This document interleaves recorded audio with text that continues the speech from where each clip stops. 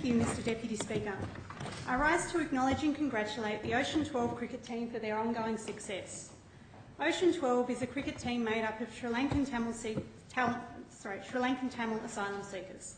Fleeing genocide at the end of Sri Lanka's long-running civil war, the members of the team arrived in Australia between 2010 and 2012 by boat, hence the fantastic team name Ocean 12.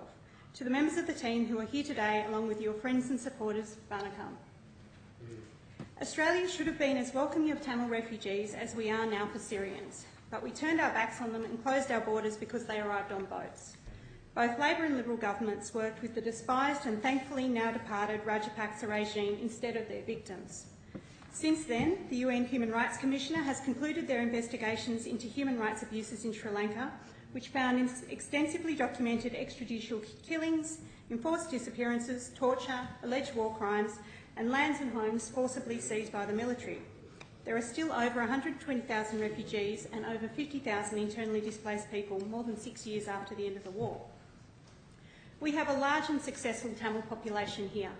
Whether they came to Australia decades ago under the Colombo Plan, fleeing the war from the 1980s onwards, or as business migrants, Tamils have settled successfully and seamlessly. They are enormously successful academically and in their chosen professions. Suburbs like Wentworthville, Westmead and Pendle Hill are thriving, due in no small part to Tamil families and businesses. And I'm sure my colleague, the member for Prospect, would agree. We have fantastic interactions with the Tamil community and it's great to see them doing so well. But despite this, Tamil asylum seekers in Australia are still in limbo. And I make these criticisms not as a naive idealist, but as someone who has done research work in a UNHCR-administered refugee camp and who strongly sympathises with people stuck in camps for decades, bored and hopeless. Thankfully, there are plenty of members of the community who are welcoming and supportive.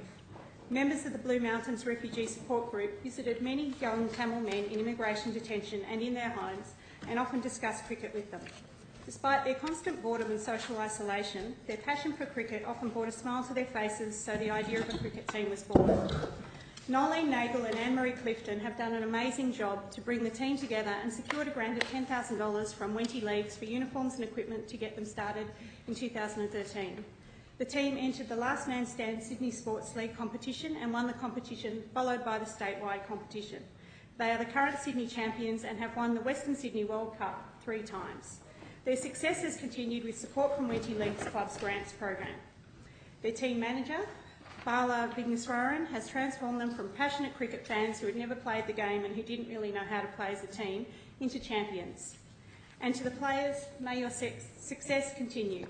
Sathesh Sivakamaran, Kathapan Ratnavadal, Donald Redall, Jagan Shanmugaraja, Sutharan Pakia Nathan, Muralidharan Neelamagam, Prasanth Kumar Ruthan, Sivaraj Manmatharasa, Safasan Santharamurthy, Samantha Dinesh Kumara, Dishantha Ramachandran, Chanthuru Thivanthuran and Tutaka Setha Pillay. Congratulations. The cricket team has been a great morale boost for the players. It has been a constant in their disrupted and quite unstable lives. They fled war only to face years of bureaucratic headaches in order to start a new life in Australia. Some of them have applied for temporary protection visas and safe haven visas. None of the team has achieved permanent residency in the 4 to 6 years they have been here. They have work rights, but this is restricted to 3-month contracts, which makes it difficult to secure any work at all and incredibly stressful, almost constantly searching for a job. Despite this, they are very positive and optimistic.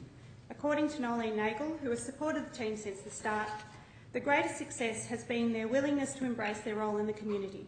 They have grown up, taking their place with confidence and pride.